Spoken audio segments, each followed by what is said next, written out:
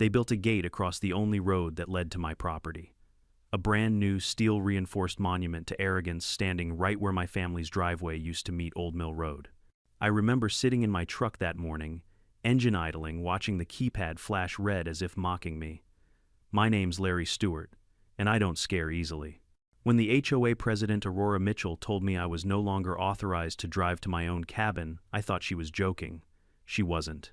So instead of shouting or begging, I did something she never expected. I went digging through the county records, and what I found turned her precious gate into my monthly paycheck. Before we dive in, comment where you're watching from and what time it is, and don't forget to subscribe if you enjoy seeing HOA bullies learn expensive lessons. When my uncle Raymond passed away in 2018, I thought I was just inheriting a quiet piece of land, not the start of a slow-burn war with an HOA. The property had been in our family since the early 80s. 28 acres of thick woodland tucked behind the Crestview Hills subdivision with a small hunting cabin, a clear creek, and a gravel drive that stretched half a mile to meet Old Mill Road. That road was the only way in or out. No back trails, no alternate exits, just that single stretch of gravel connecting my gate to the rest of civilization. My uncle used to joke that it was his one-lane highway to heaven.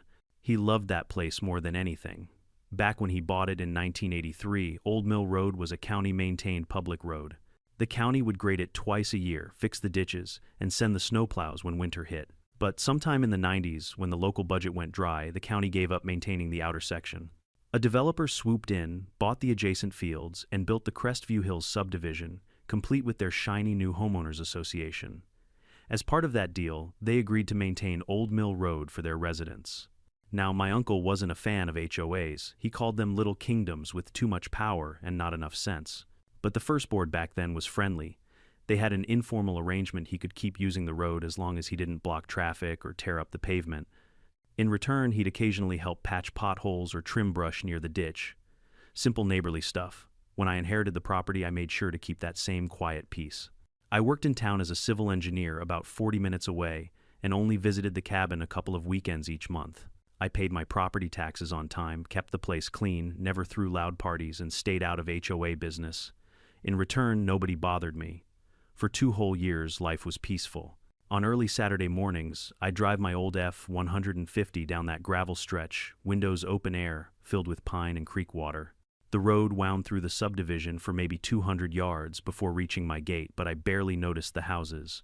Kids played on front lawns, people walked dogs, and I'd wave politely when passing by.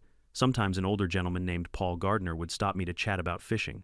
It was that kind of neighborhood, or so I thought. Everything changed when Aurora Mitchell became HOA president. Aurora was the type of woman who could turn a bake sale into a military operation. Early 50s, silver blonde hair always perfectly in place, pearl earrings, even when gardening, and a clipboard seemingly glued to her hand. I first met her at the mailbox cluster near the road. She introduced herself with a smile that didn't quite reach her eyes. "So you're the cabin owner up the hill," she said. "We were just discussing your access at the last board meeting."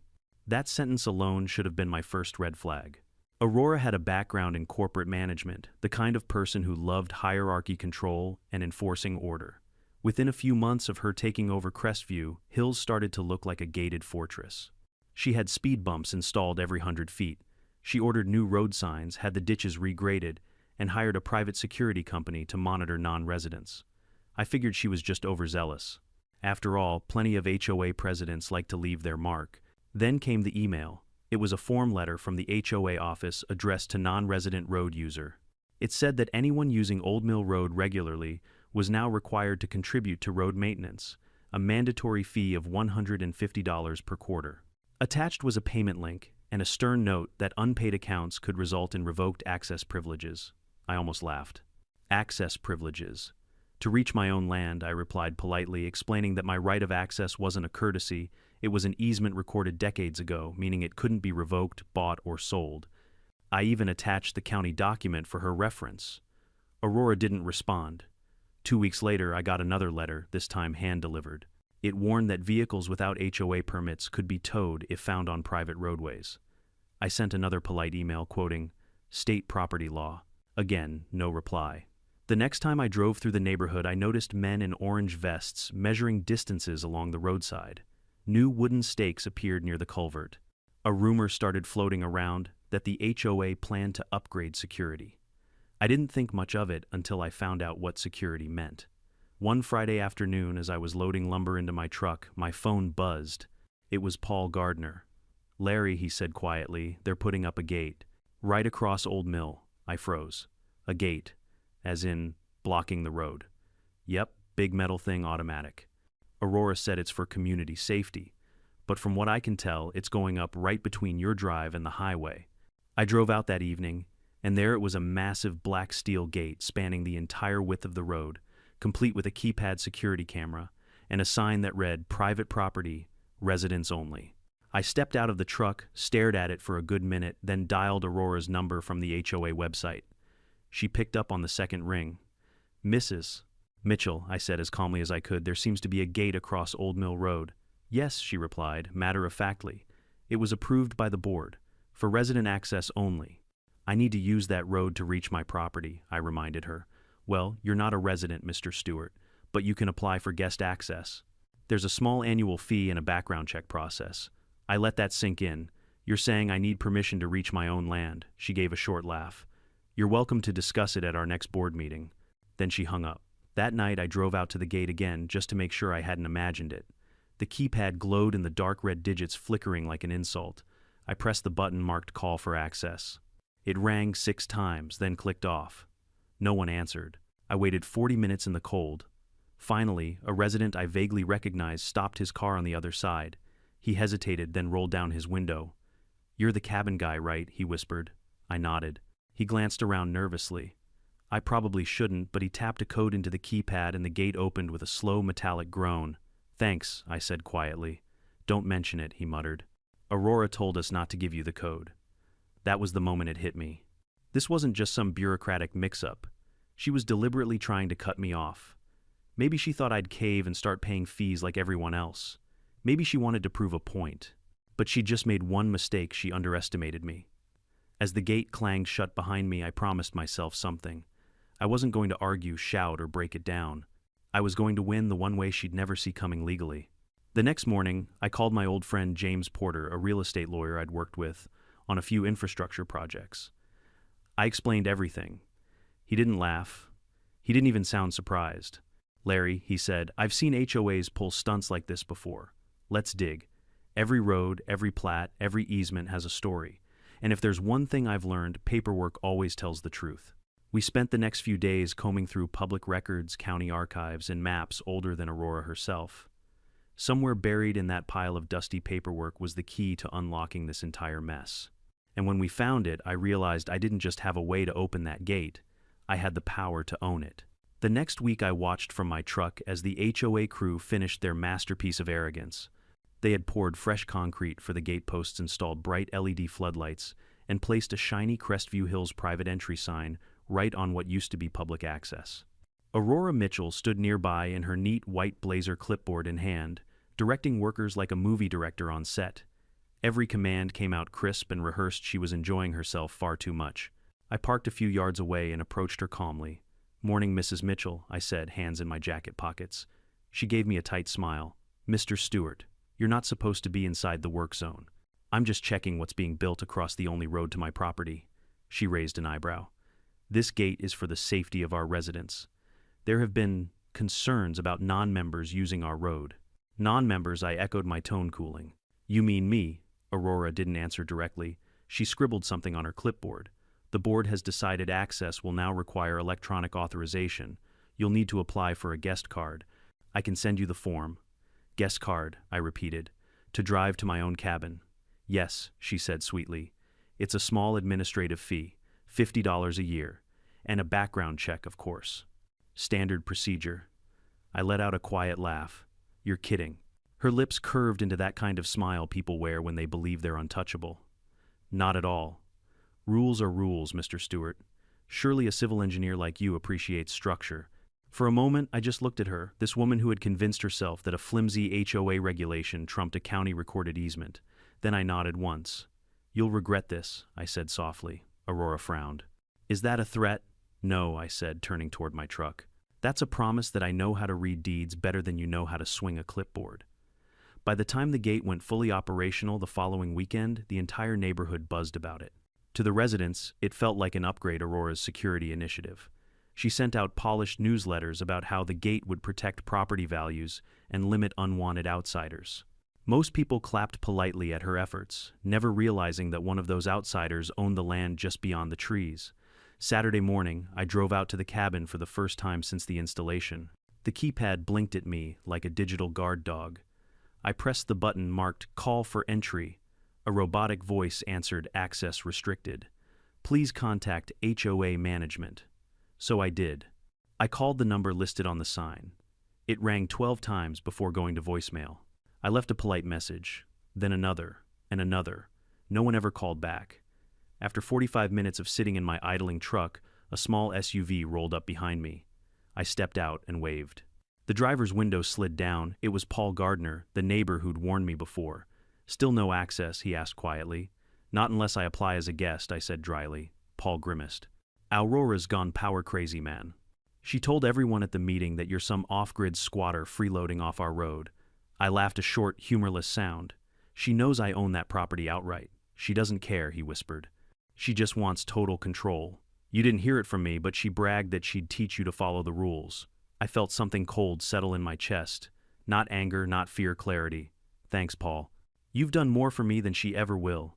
He hesitated, then leaned toward the keypad and punched in a code. The gate slid open with a metallic groan. "You didn't get this from me," he muttered before driving off. I drove through slowly, watching the heavy steel arms close behind me.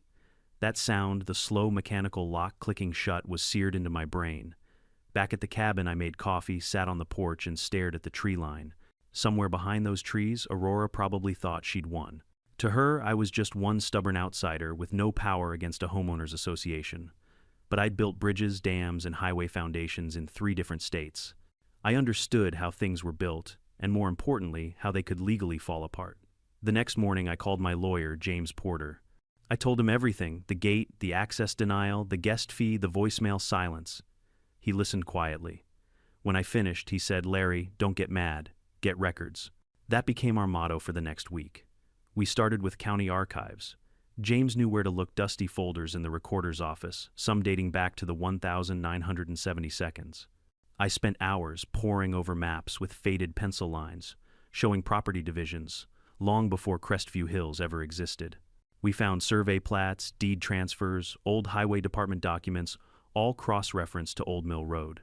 By midweek, the puzzle started forming a clear picture. The county had indeed abandoned maintenance of the road in 1994, but that didn't mean the entire thing automatically became HOA property. The first quarter mile, the part nearest the county highway, still sat on an easement retained by the original landowners. That easement, we discovered, had been transferred along with my uncle's property, which meant it now belonged to me. I remember sitting there staring at the plat map, heart pounding. The HOA had paved, gated, and controlled a road that they didn't fully own. In legal terms, that was like building a fence on someone else's land and then charging them rent to walk through it.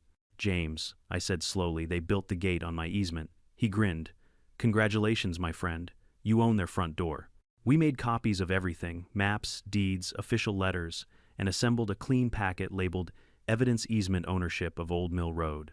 2 days later, James drafted a cease and desist notice. It was beautifully worded, firm, polite, and devastatingly clear. To the Crestview Hills Homeowners Association. Effective immediately, you are to cease any obstruction, restriction, or limitation of access to Old Mill Road across the section legally identified as Parcel 23B owned by Mr. Larry Stewart. Any continued interference will constitute trespass and unlawful restriction of easement rights. You have 30 days to remove all barriers from said section or face legal action. I signed it, and James mailed it with return receipt. 3 days later, Aurora called. Her tone was icy. "Mr. Stewart, I received your letter. You seem confused about the ownership of that road." "I'm not confused," I said evenly. "I have the documents from the recorder's office. The gate is standing on my easement." "That's ridiculous," she snapped. "Crestview Hills has maintained that road for decades. Continuous maintenance grants us claim through adverse possession." "Not over an active easement," I replied. "The law is clear on that." There was a long silence on the line. Then she hissed. "You're bluffing." "Check your mailbox," I said. "The paperwork's on its way." When the certified letter arrived, Aurora must have realized the gravity of it because for the first time since this entire mess began, she went quiet. But not for long. A week later, I received an email from the HOA's attorney, David Renshaw, threatening to counterclaim for misuse of easement rights and accusing me of harassment. It was a desperate move the kind lawyers pull, when they know they're losing, but want to scare you off. James read it, smiled, and said, "Let them talk. The law's on your side, and they're about to learn that paperwork cuts deeper than pride." That night, I drove past the gate again. The keypad blinked in the dark, the same red digits as before. But this time, instead of anger, I felt something else: satisfaction. Because for the first time since Aurora had decided to teach me a lesson, I knew exactly how this story would end. And she wasn't going to like the price of her lesson. The following weekend, I loaded up my truck with tools and supplies and headed toward the cabin. It had been nearly 2 weeks since the cease and desist letter went out, and I hadn't heard a single word from the HOA. No call, no email, no response from their lawyer. I figured maybe silence meant compliance. Maybe Aurora had finally realized she'd overstepped and quietly backed down. I was wrong. As soon as I turned onto Old Mill Road, I saw the same metal gate standing proudly, not only still there, but freshly painted. The keypad glowed brighter than before, the Crestview Hills logo, newly stenciled above it in clean white letters. 2 new security cameras watched from each post. Aurora had doubled down. I pressed the call button again. Same robotic voice, access restricted, contact HOA management. I called the HOA number printed on the gate sign. No answer. I left a message. Nothing. I tried again 5 minutes later. Still nothing. So I waited. 30 minutes. 40. 50. The November wind whistled through the trees, rattling the dry leaves across the hood of my truck. I could have turned back. I could have driven home and called the sheriff or my lawyer. But that was exactly what Aurora wanted to prove I'd yield. After almost an hour, headlights approached from the opposite direction. A gray SUV slowed beside the gate. I recognized the driver immediately, Paul Gardner, the only resident in that neighborhood who'd ever treated me decently. He rolled his window down halfway and leaned out. "Locked out again?" he asked. "Looks like it," I said, forcing a smile. "Seems I'm not on the approved list." Paul sighed. "Aurora told the whole board you're being uncooperative. She said you refused to pay your share of maintenance and that the gate's your own fault." "My share," I repeated. "The woman built a fortress on my land." "I know," he whispered, glancing around nervously, "but she's got everyone convinced you're trying to freeload. She even said you might be living there illegally." I couldn't help but laugh. "Well, tell her my mortgage-free property comes with an actual deed, the kind that doesn't require HOA approval." Paul shook his head, looking weary. I shouldn't do this, but he reached out of his window and punched a few numbers into the keypad. The gate beeped, then slid open slowly. "Thanks," I said quietly. "Don't mention it," he muttered. "Aurora said if anyone gives you the code, they'll lose access privileges.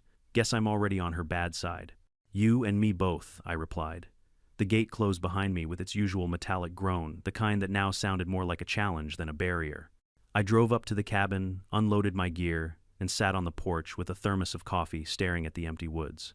I'd spent years building bridges and managing infrastructure contracts. I'd seen bureaucracies fight over single inches of dirt. But there was something about an HOA that took ordinary pettiness and gave its structure, rules, and authority a machine powered by egos. And Aurora Mitchell was the perfect operator. By Monday morning, I was back at the courthouse, filing a motion to enforce the cease and desist order. My lawyer, James Porter, looked both proud and amused as we walked out of the clerk's office. "You're really going to push this?" he asked. "I'm not the one pushing," I said. "She built the gate. I'm just holding her to the law." That afternoon, James sent a copy of the court filing directly to the HOA's attorney, David Renshaw, along with a polite notice. "Our client is prepared to escalate this matter to civil court if immediate compliance is not achieved." Aurora must have received it by the next morning because that's when she called. Her voice was cool and sharp. "Mr. Stewart," she began, "I understand you've filed something with the county clerk. That's very aggressive for someone who claims to want peace." "I wanted peace for 2 years," I said. "You built a gate. That gate is for residents' protection," she insisted. "You're not part of our community, and your constant use of the road constitutes trespassing." I smiled into the phone. "Actually, Mrs. Mitchell, it's your gate that's trespassing. It sits squarely on my easement." "You're welcome to check the maps." "I don't need to check anything," she snapped. "Our lawyer says your lawyer is about to lose in front of a judge," I interrupted. "You have 10 days to remove the obstruction, or I'll let the court order it for you." Silence. Then finally, her voice lower, this time, you think you can bully us? No, I said calmly. You're mistaking competence for bullying. She hung up. 3 days later, I drove past the gate again. It was still standing. But now a brand new no trespassing private HOA property sign had been bolted right into the fence post. If Aurora thought intimidation would work, she'd picked the wrong guy. I called James again. File it, I said simply. Let's take it to court. What followed over the next few weeks was a blur of paperwork and patience. James filed an injunction with the county judge. The HOA filed a counterclaim claiming adverse possession, the idea that because they had maintained the road for over 20 years, it was now legally theirs. It was a ridiculous argument, and James was thrilled. They're going to hang themselves with their own paperwork, he told me, grinning. The court date was set for mid-December. I wore my best suit and brought every document, neatly organized the deed to my property, the recorded easement plat, and even the county abandonment order from 1994. Aurora arrived, flanked by her lawyer and 2 board members dressed like she was attending a press conference. Her eyes darted toward me, briefly cold and defiant.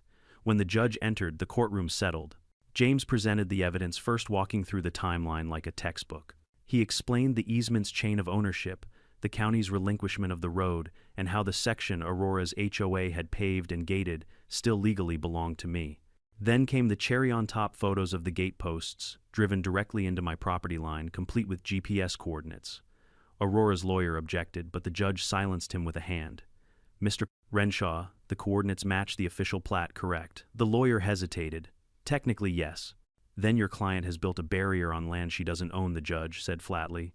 Aurora's composure began to crack. Your Honor, that road has been maintained by Crestview Hills for decades. Surely that counts for something. The judge leaned forward. It counts for good citizenship, Mrs. Mitchell, not for ownership. The easement stands. The gate comes down. Bang. Gavel. Decision rendered. For the first time since the ordeal began, I felt my shoulders loosen. I turned to James, who just whispered, "Told you paperwork wins wars." Outside the courtroom, Aurora stormed past me, heels striking the marble floor like gunfire. She muttered, "You'll regret this, Stuart." I smiled. Maybe. But you'll regret it sooner.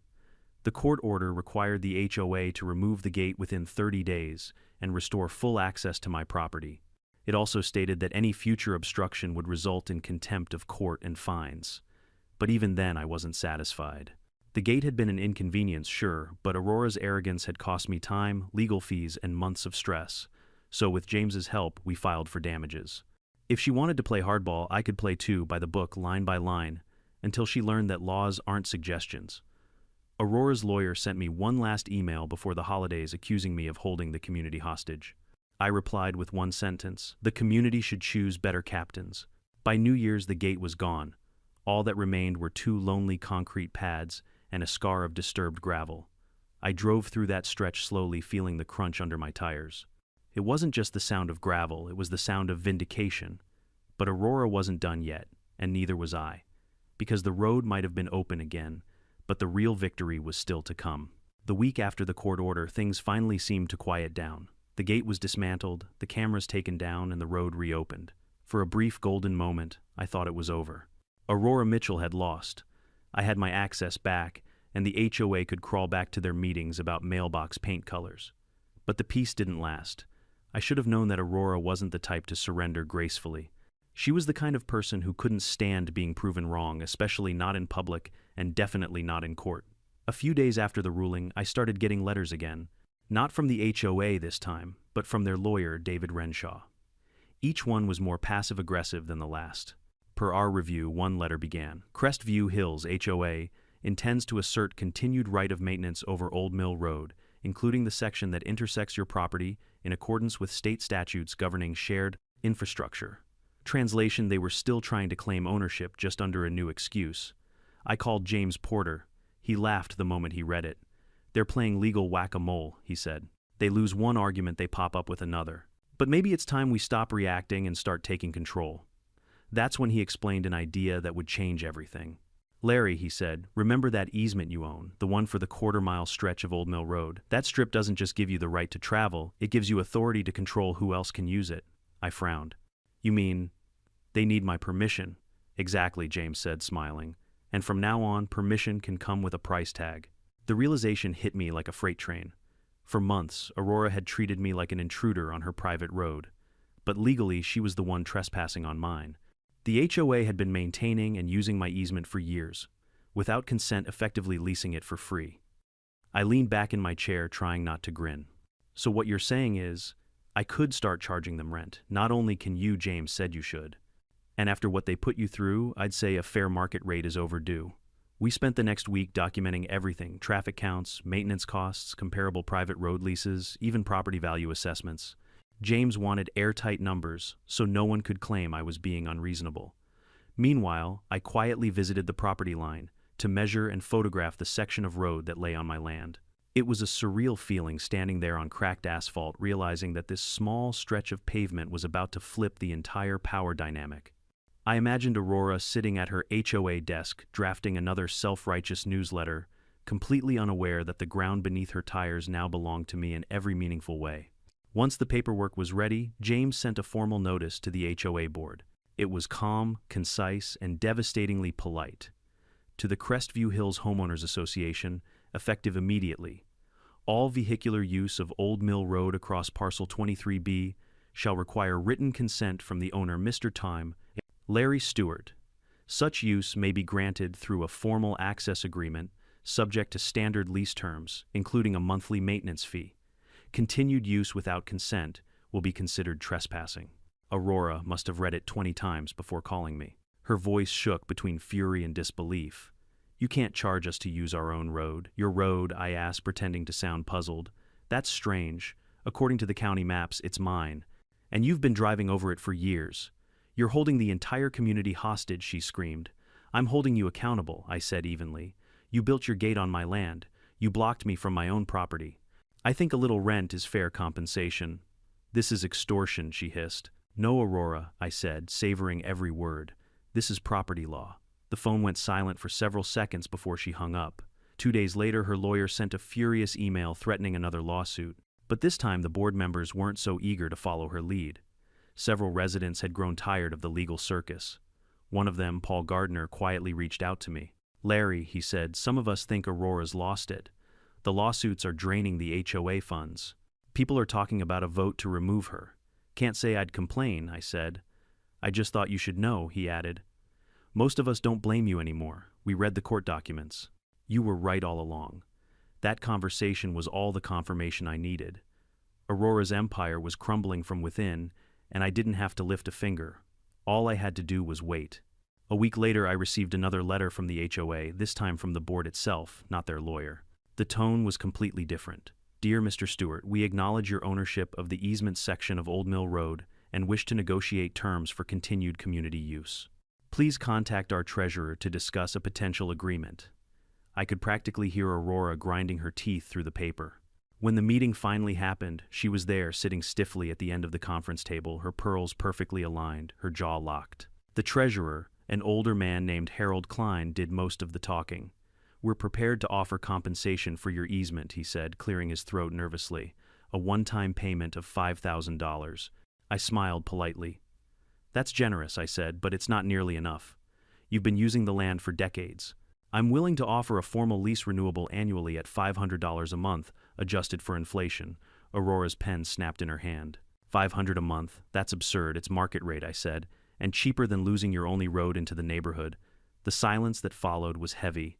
I could see the board members exchange nervous looks. They knew I was right.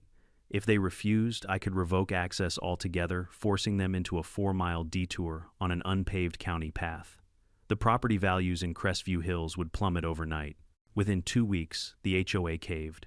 They signed the lease agreement, issued a $19,000 check to cover damages and back compensation, and agreed to the $500 monthly rate.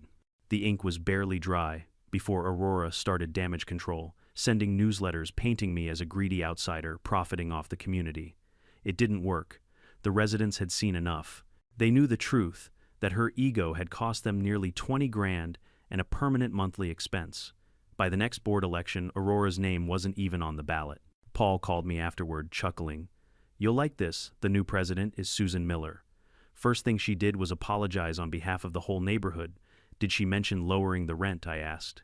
He laughed. She tried, but everyone told her not to risk another war.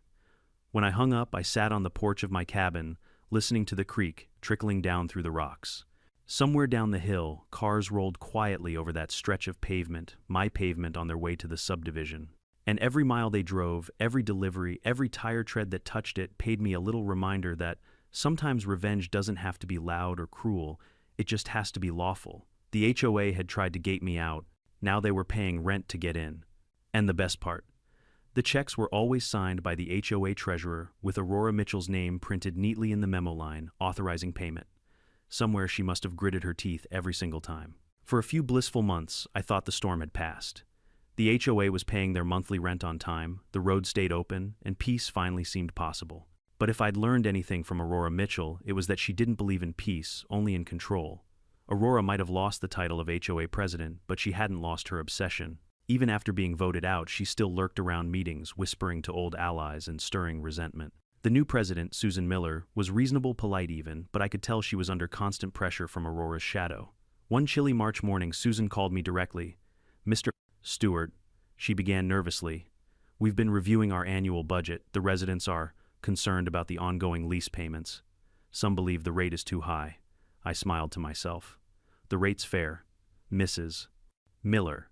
It's in writing, approved by your board, and adjusted for inflation just like any professional lease." "I understand," she said softly, "but Aurora's been vocal. She claims the board was coerced.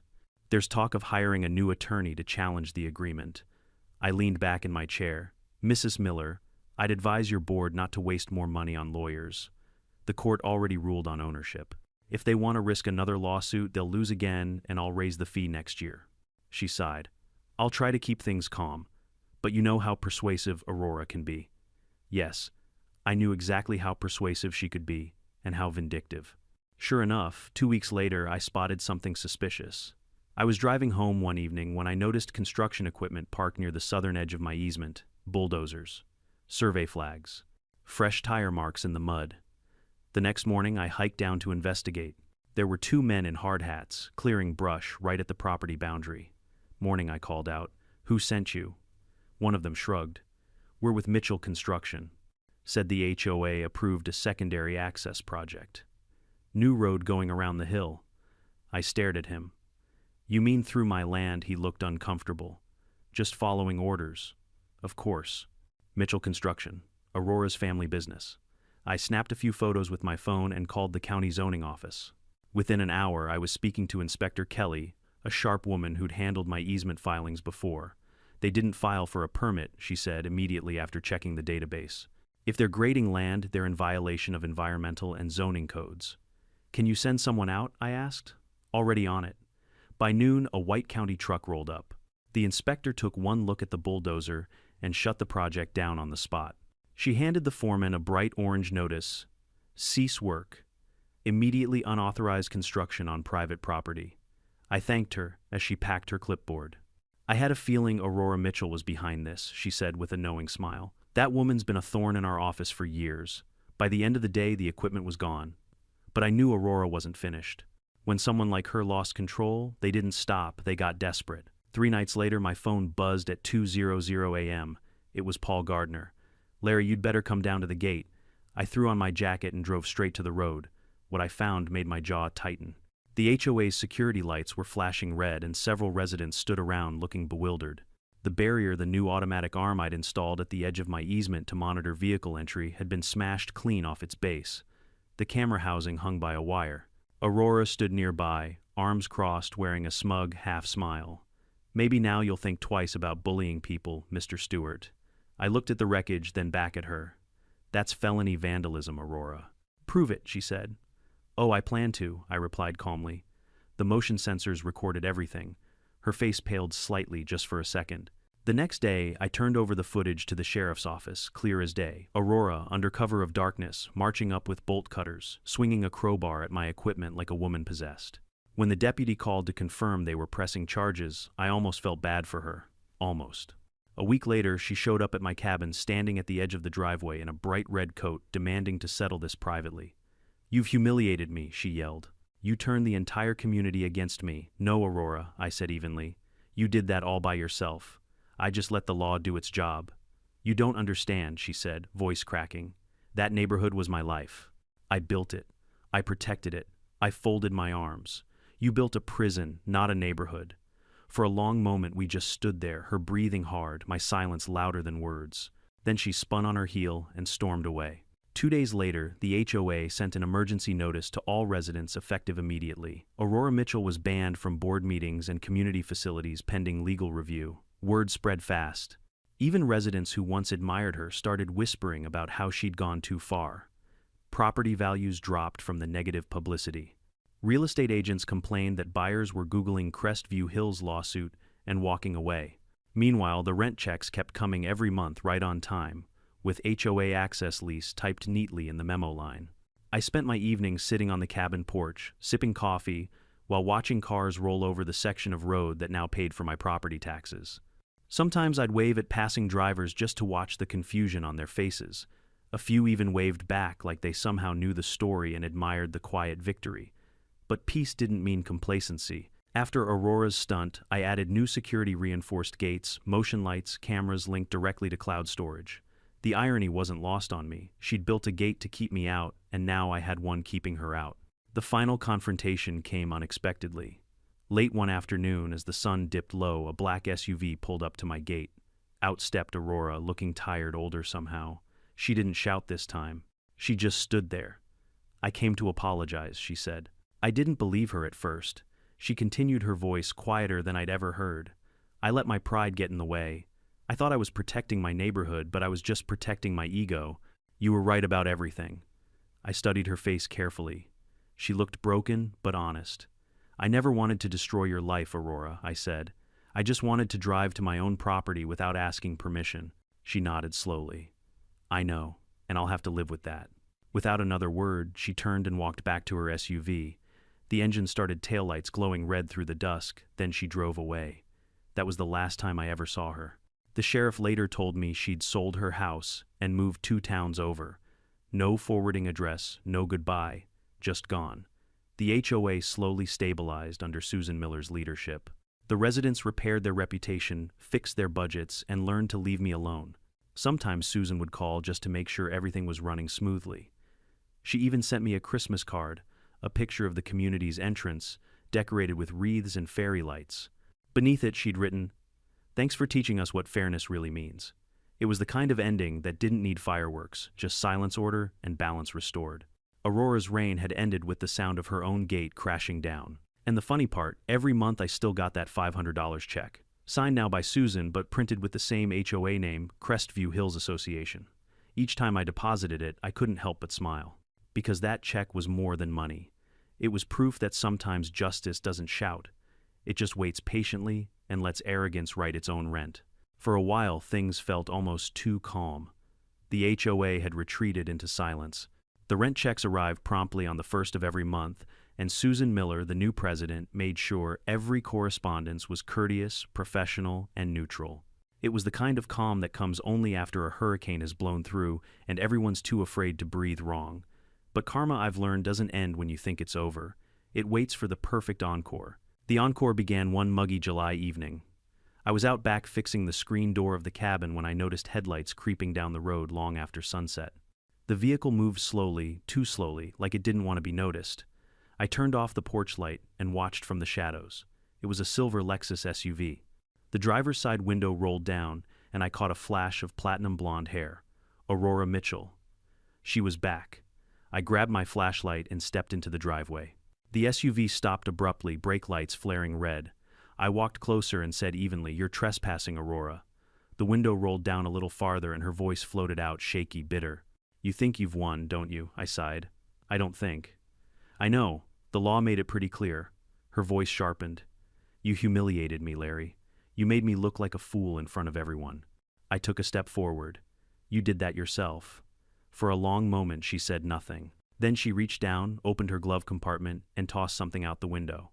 It landed at my feet, a crumpled HOA newsletter from the month she was removed from office.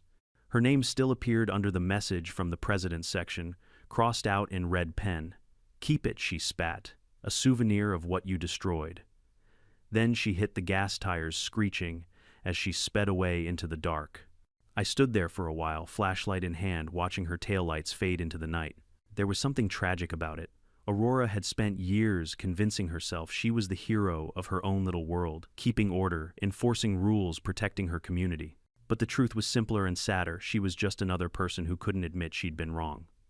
A few days later, karma caught up in the most ironic way possible. It was Susan Miller who called me first. "Larry," she said, half laughing, half exasperated, "you're not going to believe this." "What now?" Aurora drove through the neighborhood gate last night. Literally through it. Smashed the arm right off. Claimed it malfunctioned. The security footage says otherwise. I couldn't help it. I burst out laughing. Guess she finally got tired of waiting for permission.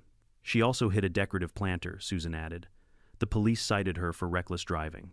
She was screaming something about property rights when they pulled her over. The irony was too perfect. Aurora Mitchell, the same woman who'd spent a year fighting to control who could and couldn't use a road, had just crashed through a gate trying to reclaim control she'd never have again. But the story didn't stop there. A week later, I received a letter from the HOA's insurance provider requesting footage from my security cameras.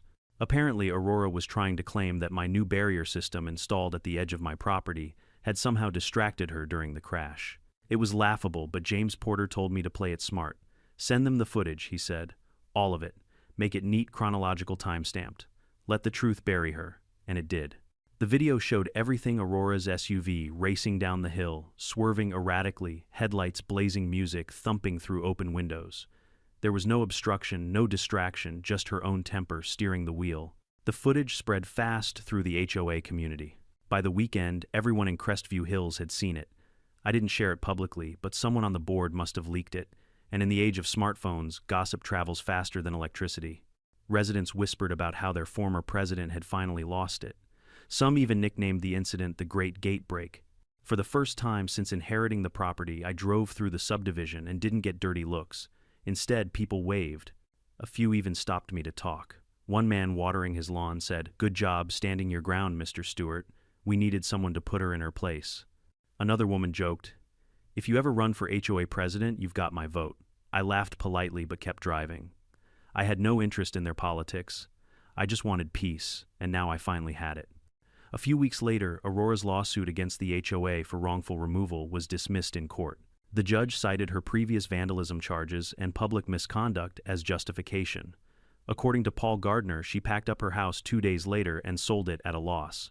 "She moved to Florida," Paul said over the phone. "Can you imagine? There's probably another HOA down there waiting for her." "Poor souls," I muttered. Still, I couldn't help feeling a strange mix of satisfaction and sadness. Aurora had been cruel, yes, but she'd also been human. Obsessed with control, but in her mind it was about order, safety, predictability. She'd just taken it too far, and like all people who try to cage others, she'd ended up trapping herself.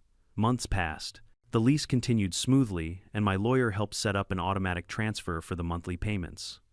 No more checks, no more drama, just quiet transactions and open roads. One autumn morning, I was down by the creek clearing fallen branches when I noticed Susan Miller's car pulling up. She stepped out with a warm smile and a thermos in her hand. "Brought you some coffee," she said.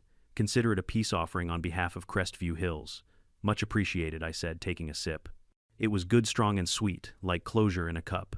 She looked around the property, the trees shimmering gold in the sunlight. "You've got a beautiful place here. I can see why you fought for it." "I didn't fight for it," I said quietly. "I defended it." She nodded. "Fair point. For what it's worth, we've learned our lesson. The HOA's focusing on real maintenance now: lawns, drainage, community events. No more crusades. That's good to hear." Before she left, she hesitated, then said softly, "By the way, I heard Aurora's not doing well, health-wise. Maybe the stress caught up." I nodded slowly. Karma usually does. That night, I sat on my porch, watching the sunset reflect off the road, the same road that had once been a battlefield. Now it just looked peaceful. Birds hopped along the fence line, the wind rustled through the pines, and for the first time in years, there was no tension in the air. I thought about Aurora wherever she was, probably staring at another gated community, wondering why every fence she built eventually boxed her in. The irony wasn't lost on me. She'd tried to wall me off, and in the end, she'd walled herself out. The next morning, I received an email from Susan confirming that the HOA had approved another 5-year renewal of the lease with a small increase per the inflation clause. The new payment schedule began in January. I chuckled, forwarded it to James, and wrote "Merry Christmas" to us.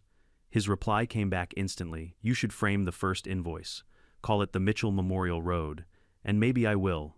Because every time a delivery truck, landscaper, or moving van passes over that stretch of asphalt, I'm reminded that justice doesn't always roar. Sometimes it hums quietly under a set of Goodyear tires paying interest every mile. Aurora wanted control. She ended up funding my retirement. And somewhere out there, I imagine she still flinches every time she hears the word gate. 6 months after Aurora Mitchell's dramatic exit, Crestview Hills was almost unrecognizable. The tension, the gossip, the little fiefdom of fear she'd built, all of it had evaporated. The lawns were greener, the streets quieter, and for the first time since I'd inherited my uncle's land, the road felt like just a road again. Every first of the month, my bank account pinged with the same quiet deposit, $512.22 adjusted for inflation. The lease payment from the HOA, the irony never got old. Each transaction came with an automated note, lease payment per Old Mill Road easement agreement, Crestview Hills HOA. There were no more late-night calls, no angry letters, no threats of trespassing violations. Just peaceful routine. Sometimes I'd drive down that quarter-mile stretch windows down, listening to the tires hum against the asphalt that once symbolized a war zone. It still made me smile. One crisp Saturday morning, I found a letter tucked under the cabin door. It wasn't printed on HOA stationery, just a plain white envelope with neat handwriting. Inside was a short note from Paul Gardner, my reluctant ally during the chaos. Larry, you'll be happy to know the neighborhood's been calmer since you taught everyone a lesson in humility. Even the board meetings end early now. Susan's doing great as president, and people finally talk about things that actually matter, like fixing sidewalks and keeping the creek clean. Funny what happens when folks stop playing dictator. Also, I heard Aurora moved again somewhere down in Florida. Guess she couldn't stand living near a road she doesn't control. Take care, friend. You earned your peace. I read that letter twice, then tacked it to the cabin wall beside the old survey map. The one showing that thin gray strip of land labeled Parcel 23B, the same strip that had caused a year of frustration, court battles, and ironically, a steady income stream. That afternoon I brewed coffee, sat on the porch, and thought back over everything that had happened. The gate, the lawsuits, the arrogance, the sheer absurdity of it all. People like Aurora don't just pop up in HOAs, they exist everywhere, offices, schools, even families. People who mistake authority for ownership, rules for righteousness. They convince themselves that order gives them power when in truth, it just hides their fear of losing control. Aurora built that gate to trap me, but in the end it was her own obsession that trapped her. I remembered her words that night in the driveway, "You think you've won." At the time I just smiled and walked away. But sitting there now with the sun cutting through the treetops and the sound of the creek murmuring nearby, I realized something. Winning wasn't about money or revenge, it was about reclaiming peace. My uncle used to say land remembers who respects it. I never understood that until this whole ordeal. Because the land had protected me in the end, not through violence, but through its history, through the quiet permanence of legal lines drawn decades ago. All I'd done was honor them. And Aurora. She'd spent so much time redrawing lines that weren't hers to move, she forgot where she stood. That evening, I decided to take a walk down Old Mill Road. The air was cool, the trees heavy with summer leaves. I passed the old spot where the gate had stood, the concrete pad still faintly visible beneath the gravel. Grass had started to sprout between the cracks, reclaiming what arrogance once tried to fence off. As I stood there, a minivan pulled up behind me. A young family I didn't recognize waved cheerfully. "You're Mr. Stewart, right?" the father called out. "The easement owner," I laughed softly. "That's me." He grinned. "Heard about what happened before we moved in. That's legendary. We tell new neighbors, don't mess with the guy who owns the road." I shook my head. "I'm not the villain they made me out to be. I just wanted to get home." "Exactly," he said. "And now everyone can. So thanks." They drove off, and I found myself smiling. Maybe that was the real legacy, not the rent checks or the court order, but the quiet reminder that standing your ground calmly and lawfully can make people think twice before pushing others around. As the sky turned orange and the cicadas started their evening chorus, I walked back to the cabin. On the way, I stopped by the edge of the creek where my uncle's old fishing chair still sat. I brushed off the dust, sat down, and let the world fall silent around me. It had been a long road, literally and figuratively, but for the first time I felt like I'd come full circle. Before the sun dipped completely, I pulled out my phone and took a picture, the cabin, the road, the golden light spilling through the trees. I sent it to James Porter with a single caption, "No gates, just peace." His reply came a few minutes later, "That's the best kind of justice." And he was right.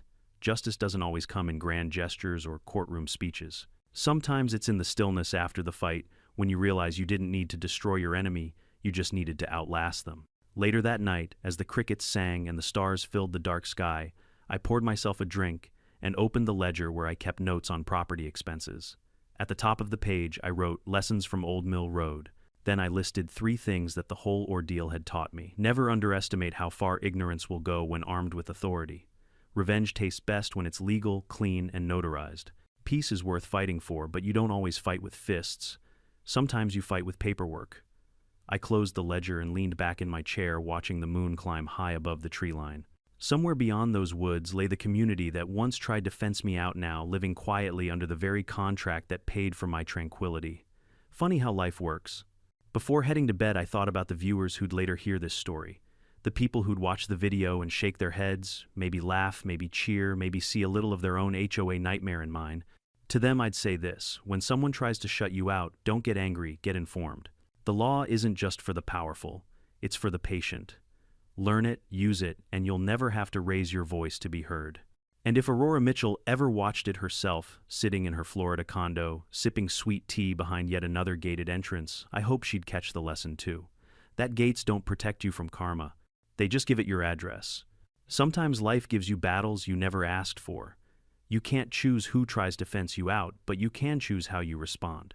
Don't let anger drive you to do something foolish. Let wisdom guide you to do something permanent. Justice doesn't need to shout.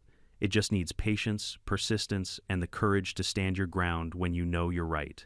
If this story taught you something, let me know in the comments. Have you ever faced an HOA or a neighbor who thought they owned the world? Tell me your story below. And don't forget to subscribe, because out here on Old Mill Road and beyond, there's always another gate waiting to fall.